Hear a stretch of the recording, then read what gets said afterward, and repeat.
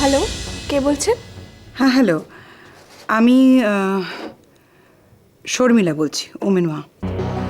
Aunty, কেমন আছেন আপনি? হ্যাঁ ভালো আছি, তুমি ভালো আছো? আমি জল ছাড়া মাছ যেমন থাকে, আমার অবস্থাও ঠিক তাই। সব আছে, শুধু শ্বাস নিতে পারছি না। একটু শান্তিতে শ্বাস নিতে চাই আন্টি।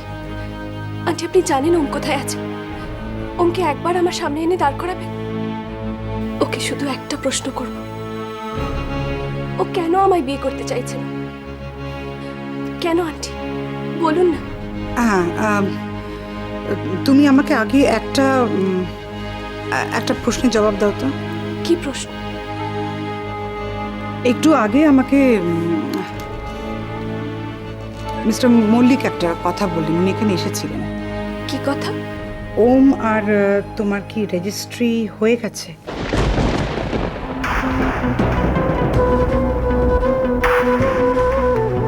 কি হলো, হয়েছে? হ্যাঁ, হয়েছে। কি করে হয়, কি করে হয় বৃন্দা? এটা হতে পারে না। হয়ে থাকলে তুমি ওমকে ঠকিয়েছো। ওম পেপারে সাইন করার পরে তুমি পরে পেপারে সাইন করেছো। এইভাবে তো হয় না, তুমি তোমার মা সবাই অন্যায় করছো। ন্যায় অন্যায় কিছু বুঝি না আন্টি। আমি শুধু ওমকে বুঝি, ওকে ভালোবাসি। ভালোবাসা মানে কাউকে ঠকানো নয় বৃন্দা, এটা তো ইলিগাল, এটা তো বেআইনি, প্রমাণ হয়ে যাবে। কিচ্ছু প্রমাণ হবে না আন্টি। আমার বাবা সব ব্যবস্থা করেছেন। আন্টি, আপনাকে একটা কথা বল, আপনি আমাদের মেনে নিন আন্টি, এছাড়া আর কোনো উপায় নেই। আপনি বিশ্বাস করুন, আপনি বিশ্বাস করুন, আমি খুব ভালো বৌমা হব। বিলিভ মি আন্টি, আমি সত্যি খুব ভালো বৌমা হব। ও গড, সব মাথা খারাপ হয়ে গেছে।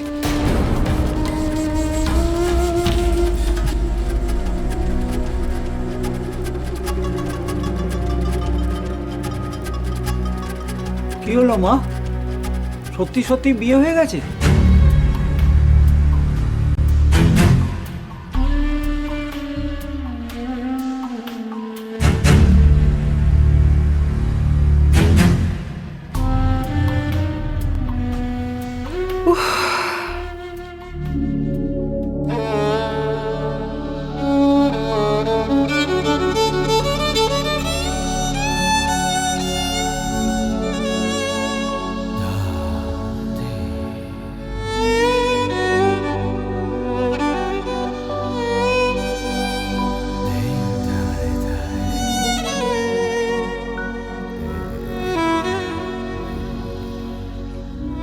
ড্যাড, আমি মায়ের সঙ্গে দেখা করতে এলাম, আর মা আমার সঙ্গে দেখা করলো না। আমার মা, তুমি ঠিক বলেছো ড্যাড, মা খুব সেলফিশ, খুব সেলফিশ মা।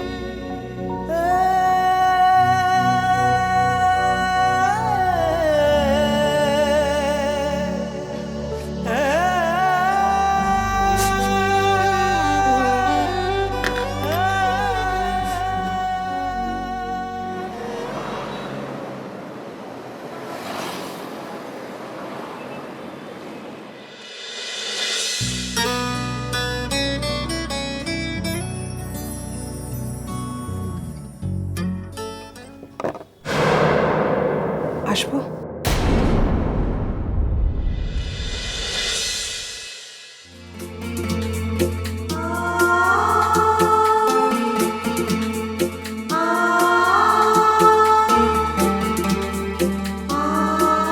আমি অতটা অভদ্র নই যে দরজার সামনে দাঁড়িয়ে থাকা কোনো মহিলাকে আমি ভেতরে আসতে বারণ করব। এসো।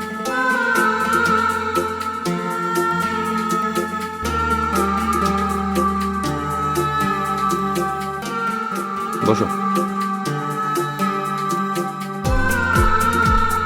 এখানে আসার আগে তোমার বরের পারমিশন নিয়ে এসেছো তো? মজা করছো? মজা? মজা তো এতকাল তুমি আমার সঙ্গে করে এসেছো, তাই জিজ্ঞেস করছি এখানে আসার আগে তোমার অগ্নির পারমিশন নিয়ে এসেছো তো? প্রতিশোধ দিচ্ছ নাকি? প্রতিশোধ? পাগল, ওটাতে তো তোমার একচেটিয়া অধিকার। বলো কি জন্য এসেছো? আমি আমি ওমের ব্যাপারে কথা বলতে এসেছি। ও ও ও ও ও আই সি। হ্যাঁ, আমার এটা আগেই বোঝা উচিত ছিল। আমি যেদিন তোমাদের বাড়ি গিয়েছিলাম তুমি ছিলে না, বাট আমার বোঝা উচিত ছিল যে তুমি এ ব্যাপারে আমার কাছে আসবেই। আমি তোমার কাছে আসিনি, আর ওমের মা এসেছে কথা বলতে। বলো বলো, কি বলবে বলো।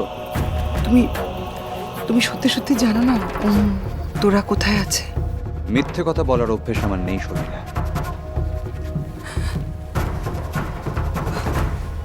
নবীন, নবীন, আমি তোকে রিকোয়েস্ট করছি, তুমি একটু ওমকে খুঁজে বের করো প্লিজ। আমি জানি এ কাজ তুমি ছাড়া কেউ পারবে না। তুমি এতদিন ধরে অনেক কিছু করেছো আমার জন্য, আমি জানি তুমি পারবে। প্লিজ একটু দেখো না। বুঝতে পেরেছি, এতক্ষণ তোমার আসল রুটটা বেরিয়ে পড়েছে আমার সামনে। Very good. তুমি খুব ভালো করে জানো যে নবীন রায় তোমাকে ভালোবাসে, শর্মিলা, খুব ভালো করে জানো। আর তার জন্য আমার সামনে কেঁদে কেটে যখন খুশি যা খুশি বলবে আমি সেটা করবো। ওমের ছোটবেলায় তোমার হাজবেন্ড তোমাকে ছেড়ে যাওয়ার পর তোমাদের জন্য কি করিনি আমি? বলো কি করিনি?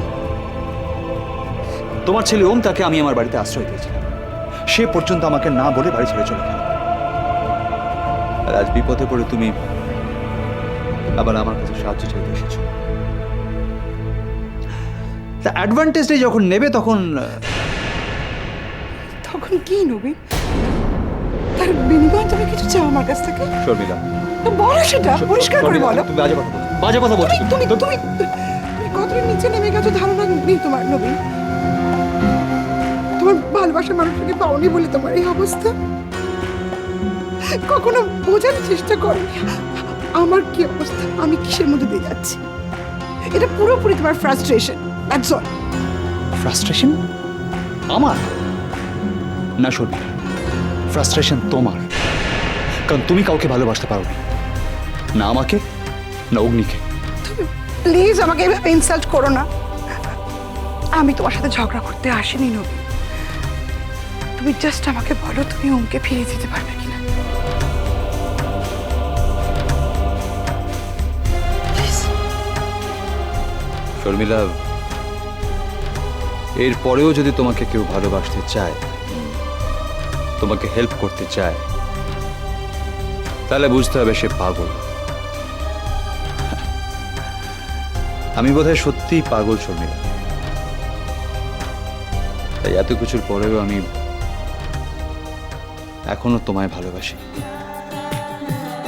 ওমকে ভালোবাসি। ডোন্ট ওয়ারি, তোমার ওমকে আমি খুঁজে দেব। Yes. Thank you so much. Thank you নেসলি।